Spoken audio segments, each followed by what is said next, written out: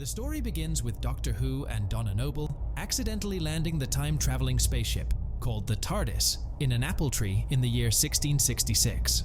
This happens right when the famous scientist Isaac Newton is about to have a big realization. Doctor Who and his assistant Donna are responsible for fixing anomalies which happens across space and time. Despite the spaceship not working properly, Donna is excited and makes a joke about the gravity of the situation she and the Doctor find themselves in as they depart. Then Newton, thinking about what just happened, decides to call his discovery Mavity instead of gravity because of the last few words he heard from them. Next, the TARDIS ends up on a damaged alien spaceship.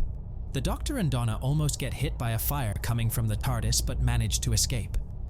Meanwhile, Donna remembers a song called Wild Blue Yonder that the TARDIS played and mentions how her grandfather disliked it because it reminded him of the war. Doctor Who uses a sonic screwdriver to repair the TARDIS, and they proceed to explore the spaceship. In a large hallway-like area with machines on the side, a person or something stood in front of them. The Doctor tried to speak to this figure and urged Donna to keep moving. However, Donna wanted to stay put, hoping to wait for the TARDIS because she needed to get home soon. Despite her wishes, the Doctor convinced her to move on. It felt as though they were being watched by someone. Suddenly, they heard the sound of the TARDIS from behind and quickly ran back, only to find it had vanished. This frightened them both. Donna, increasingly worried, urged the Doctor to find a way to bring the TARDIS back and began to cry. The Doctor explained that the TARDIS has a safety feature called HRD, or Hostile Action Displacement System, which makes it disappear when it senses danger and return once the danger has passed. He suggested that there might be a threat in their current location as well. All the while, it seemed like someone was watching them from an overhead vent. They decided to investigate the potential danger on the ship, so they headed back to the hallway. As they proceed, the surroundings change and a loudspeaker suddenly announces Fenn's Law. Without the TARDIS to interpret the term, and the Doctor not knowing the language, both he and Donna are left puzzled by the meaning of Fenn's Law. The Doctor speculated it might be someone's name. By pressing a tile on the floor, a vehicle appeared, allowing them to quickly cross the large hallway and approach an object in the distance, which turned out to be a robot. They wondered if Fenn's Law could refer to this robot. Although they attempted to communicate with it, the robot moved away without responding. Doctor and Donna shared various theories about the situation. Then they boarded the hover vehicle that could float. This vehicle took them to another door, leading to a different room, likely the control room of the spaceship. The Doctor began to experiment with the controls, theorizing that the ship's crew might have abandoned it due to a power failure 3 years ago, which could explain the eerie sense of someone watching them. The Doctor presses a control button, launching a camera from the ship to determine their location. An external view of the spaceship revealed its immense size.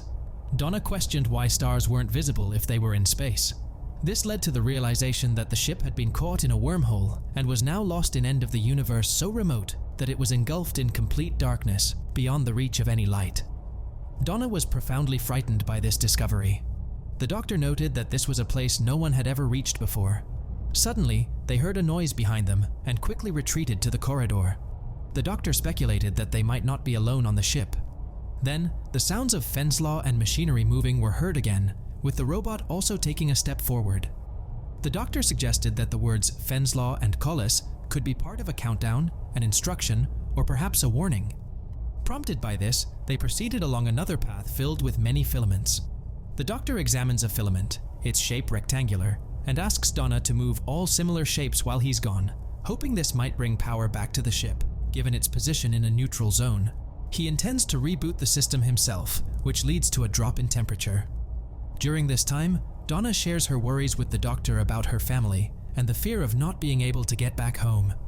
In a parallel scene, we see the Doctor is still working on the system, revealing the existence of a duplicate Doctor.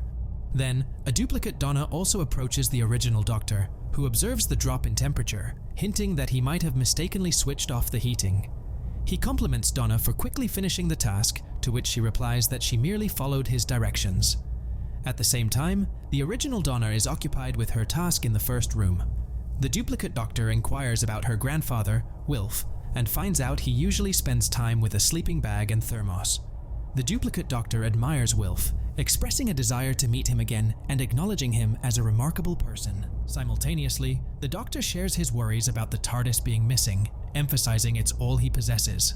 Upon hearing this, the duplicate Donna inquires if he's longing for his home. The doctor acknowledges this, but stresses the importance of addressing their current predicament. Subsequently, Donna questions the duplicate doctor about the availability of a kitchen because she's feeling hungry. The duplicate doctor then mentions he has excessively long arms. Meanwhile, the doctor finds the ship's systems still inactive and asks duplicate Donna whether she has correctly rearranged all the rectangular filament pieces. Duplicate Donna also mentions she has elongated arms and shows them off, repeating her claim. Initially, the doctor suspects there might be some problem, but he quickly realizes he's not dealing with the real Donna and starts looking for her.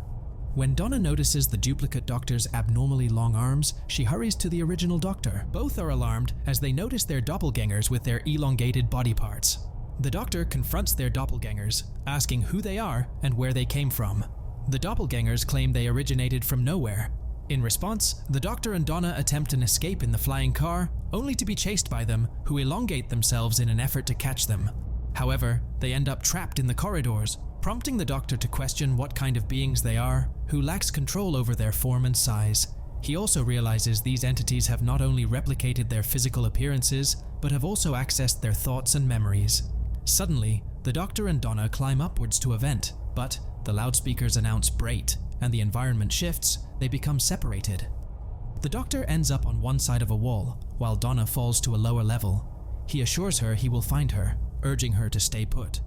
They each wander alone, trying to find each other, and eventually, two sets of doctors and Donnas meet. They all attempt to persuade their counterparts that they're the genuine ones, using conversation and other methods. Donna figures out the doctor facing her is an imposter when he incorrectly presents his tie, which he had previously taken off. In response, this fake doctor twists his body unnaturally and ridicules Donna, calling her foolish. On the other side, the real doctor is initially duped into thinking the Donna he meets is a fake, but she convinces him she's real by sharing knowledge only the real Donna could know. Just as the doctor believes her and tries to embrace her, the illusion of the imposter Donna shatters. The imposter Donna then taunts him about his past, causing the doctor to flee in anger. Eventually, the doctor stops running, overwhelmed with fury, and starts hitting a wall repeatedly. After the loudspeakers announces Gilvain, he calms down and resumes his search for the real Donna. In the end, the doctor, Donna, and their two doubles end up in the same room, where the real doctor and Donna distinguish themselves from their imposters by recognizing each other's behavior. As the fakes move closer, the doctor creates a barrier with a line of salt, claiming they can't cross it without counting each grain first. Despite initially brushing it off as mere superstition, the doctor asserts it's both a superstition and reality. The fake Donna starts counting the salt grains, while the real doctor and Donna question the fake doctor, noticing he's gradually adapting. The fake doctor shares his desire to explore the noisy, boiling universe and engage in its conflicts, aiming to perfect their imitation of the doctor and Donna to take control of the TARDIS and escape. However, the fake Donna quickly dismisses the salt barrier, exposing the superstition as ineffective, and they continue their pursuit. Hearing the announcement of Stond from the loudspeaker, the doctor and Donna rush to the cockpit, locking themselves inside while the imposters copying them more and more closely outside, increasing the real pair's anxiety. The doctor and Donna figure out that the duplicates are chasing them to increase their adrenaline levels, making them think faster and easier to mimic. To counter this, they attempt to think as minimally as possible, but the doctor finds this challenging. The persistent probing from the duplicates forces him back into problem-solving mode. Opening the bridge's outer hatch for a closer look, the doctor discovers the deceased ship's captain orbiting the vessel, having taken their own life. The duplicates are unaware of the captain's motives. As the loudspeaker emits Radico, the doctor deduces that the captain ended their life to prevent the duplicates from fully understanding her actions, designed to keep them from spreading across the universe. These actions were taken so gradually that the duplicates couldn't grasp them. The fake doctor mocks the real doctor, boasting that he has fully copied the doctor's intelligence. This means that even if the doctor tries to limit his thinking, the duplicates can still unravel the captain's scheme. The captain had programmed the ship to gradually turn into a bomb, with certain words acting as a countdown and a robot as the detonator.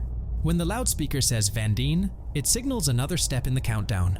Realizing their plan is exposed, the duplicates attempt to leave the bridge to find the robot, but the doctor momentarily halts them using the bridge's controls. Nonetheless, he knows it's only a temporary solution, as they might soon overcome this obstacle using his own knowledge against him. To prevent the duplicates from interfering with the countdown, the Doctor decides to accelerate it. When the duplicates manage to break free, a tense chase ensues towards the robot as Blinz is announced, marking the next phase of the countdown. The fake Donna tries to block the real Doctor and Donna from advancing, but while the Doctor successfully bypasses her, Donna is tackled by the duplicate Donna, highlighting the intensity of their confrontation and the stakes at hand. When the loudspeaker says "Sensil," the Doctor almost catches up to his duplicate. However, the duplicate transforms into a four-legged creature to move faster, leaving the Doctor behind as he realizes he can't keep up. The Doctor then understands that his actions to delay the duplicates and speed up the countdown should signal to the TARDIS that the threat is nearly neutralized. Right on time, the TARDIS starts to reappear, still playing "Wild Blue Yonder" inside, as "1" is announced over the loudspeaker. The Doctor goes into the TARDIS and steers it towards the two Donnas, trying to figure out which one is genuine by asking questions and judging their responses. He chooses the Donna who answers correctly and departs, leaving the other Donna pleading, claiming she's the real one. Then, Taxladia or Zero is announced, signaling the final moment before the explosion. The robot initiates the blast, destroying the duplicate Doctor and surging towards the remaining Donna. Inside the TARDIS, the Doctor scrutinizes the Donna he saved, noticing her arms are slightly too long, a sign she's not the real Donna. He quickly removes her from the TARDIS. Just then, the actual Donna enters, and they embrace, relieved, as the TARDIS vanishes from the vicinity of the exploding ship. With this episode of TV series Doctor Who is over. If you enjoyed this video and would like to see more, please consider subscribing to our channel. As you can see, only 2.5% people who watch subscribe my channel. It really helps us out. Thank you.